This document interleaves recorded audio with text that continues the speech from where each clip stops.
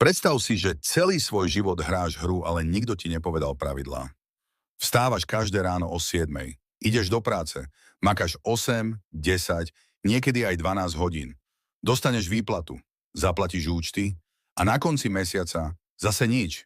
A pritom tvoj spolužiak zo základky, ten, čo mal horšie známky, si práve kúpil tretí byt na prenájom. Ako je to možné? Problém nie je v tom, že pracuješ. Problém je v tom, kde pracuješ. Robert Kiyosaki rozdelil svet peňazí na 4 kvadranty. A len jeden z nich ťa skutočne oslobodí.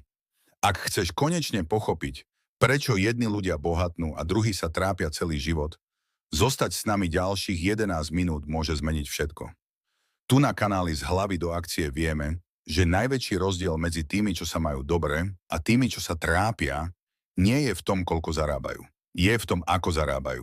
Cashflow kvadrant nie je len nejaký graf z ekonomickej učebnice.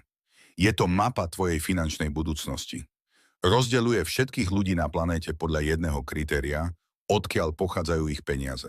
A tu je tá kruciálna vec. Väčšina ľudí, a možno aj ty, si myslí, že na tom, v ktorom kvadrante si, nezáleží. Že hlavné je mať prácu, dostať výplatu a prežiť. To je najdrahšia chyba tvojho života.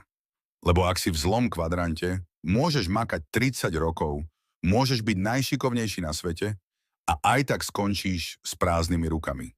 Ale ak pochopíš, ako sa dostať do správneho kvadrantu a hlavne ako sa tam dostať rýchlo, môžeš svoj život otočiť o 180 stupňov.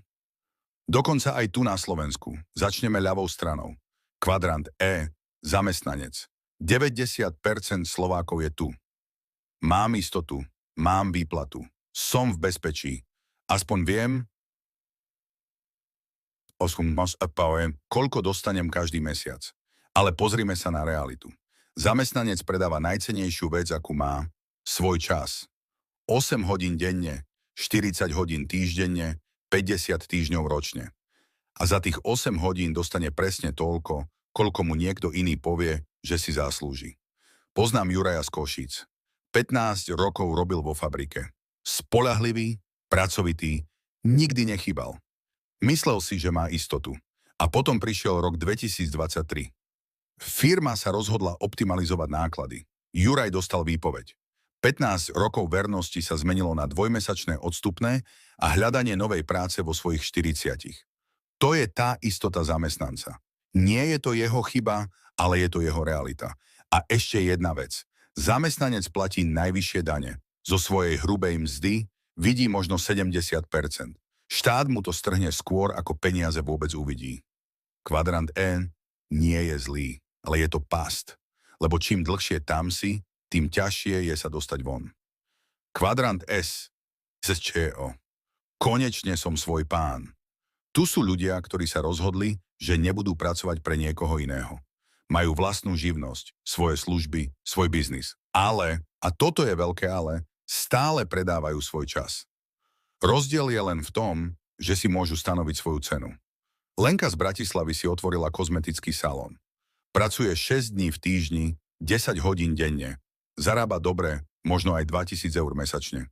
Ale čo sa stane, keď sa Lenka rozhodne ísť na dovolenku? 4 týždne dovolenky znamenajú 4 týždne bez príjmu. Ak ochorie na mesiac, mesiac nemá peniaze. Lenka si nevytvorila biznis. Lenka si vytvorila prácu. Drahšiu prácu, ale stále len prácu. A tu je ešte horšia realita. Sezdačo často pracuje viac hodín ako zamestnanec. Lebo okrem toho, že musí robiť svoju prácu, musí aj fakturovať, vybavovať úrady, riešiť problémy. Je vlastníkom práce, nie biznisu. Ale kvadrant S má jednu obrovskú výhodu oproti E. Je to skok. Je to prvý krok k pravej strane kvadrantu. Lebo tu sa učíš podnikať. A teraz sa dostávame k pravej strane. Kvadrant B, majiteľ biznisu. Tu sa začína skutočná hra. Majiteľ biznisu má jednu zásadnú vlastnosť. Nepredáva svoj čas. Vlastní systém, ktorý pracuje za neho. Tomáš z Žiliny si pred 5 rokmi otvoril e-shop s oblečením. Prvý rok robil všetko sám. Fotil produkty, vybavoval objednávky, riešil reklamácie. Ale potom začal myslieť inak. Najal fotografa, najal skladníka, najal zákaznícky servis, vytvoril procesy, vytvoril systém, Dnes Tomáš zarába 30 000 eur ročne. A jeho e-shop zarába, aj keď Tomáš spí, aj keď je na dovolenke, aj keď je chorý. To je sila kvadrantu B. Nie si závislý od svojho času. Si závislý od svojho systému.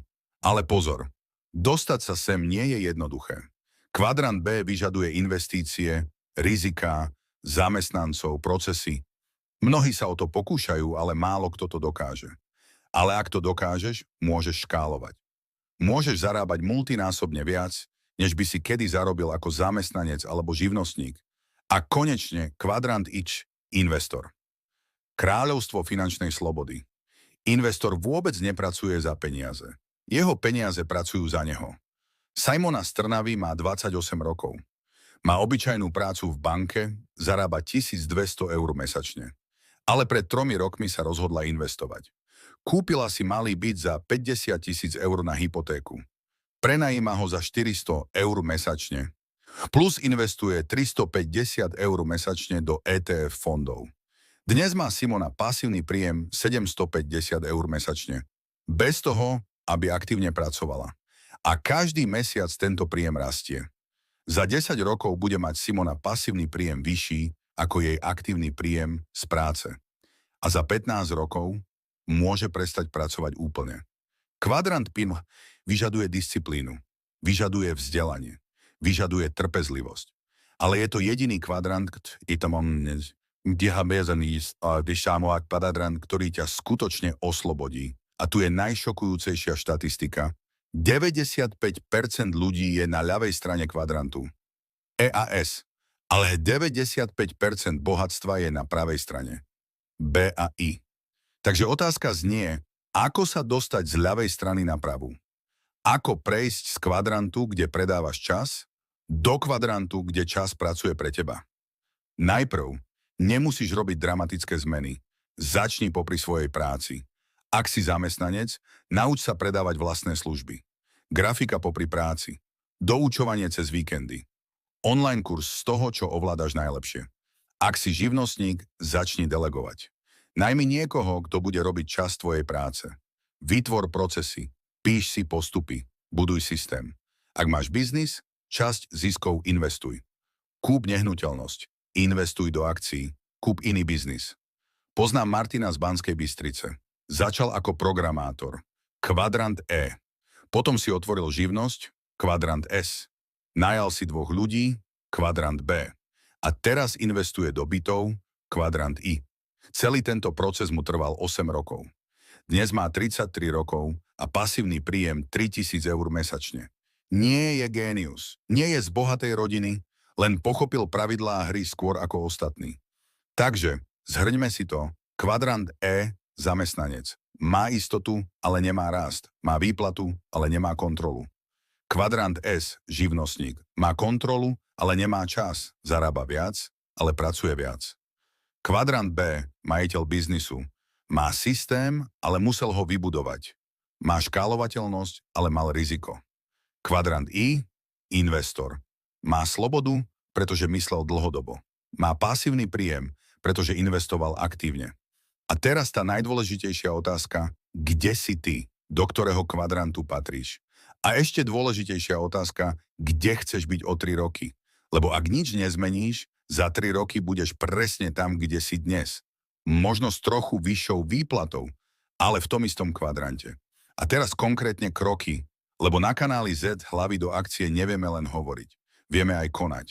Do komentárov napíš toto. Som v kvadrante E, S, B alebo I, ale mierim do E, S, B alebo I. Buď úprimný, len ak si úprimný voči sebe, môžeš sa posunúť vpred. A teraz tvoj prvý konkrétny krok na tento týždeň. Ak si v kvadrante E, otvor si účet na investovanie. Trvá to 20 minút. Začni investovať 20 eur mesačne. Ak si v kvadrante S, napíš si procesy svojej práce. Čo robíš krok za krokom? Ako by to mohol robiť niekto iný? Ak si v kvadrante B, reinvestuj polovicu zisku späť do biznisu. Alebo do iného biznisu. Ak si v kvadrante I, gratulujeme, ale nezastavuj sa. Diverzifikuj. Investuj do rôznych aktív. Kúp si knihu Cashflow Quadrant od Roberta Kiyosakiho Alebo si ju požičaj z knižnice. Prečítaj ju do konca mesiaca. Zdieľaj toto video s niekým, kto sa bojí urobiť prvý krok. S niekým, kto si myslí, že finančná sloboda nie je pre neho. Lebo pozri, môžeš sa sťažovať na vládu, na dane, na krízu, alebo môžeš pochopiť pravidlá hry a začať hrať lepšie ako ostatní. Tvoja finančná budúcnosť sa rozhoduje dnes. Nie zajtra. Nie budúci mesiac. Dnes. Ak si sa dostal až sem, očividne chceš zmeniť svoj život. Odoberaj kanál z hlavy do akcie a zapni zvonček. Každý týždeň tu nájdeš konkrétne kroky k finančnej slobode. Budúci týždeň 7 spôsobov, ako vybudovať aktívum, ktoré zarába aj keď spíš. Slovenské príklady, konkrétne návody, žiadne teoretické keci. Pamätaj si, rozdiel medzi tými, čo to dokážu a tými, čo to nedokážu, nie je v talente. Je v tom, že jedni konajú a druhí len snívajú. Ty už nie si ten, čo sníva, ty si ten, čo koná. Tak do toho, tvoja hra začína teraz.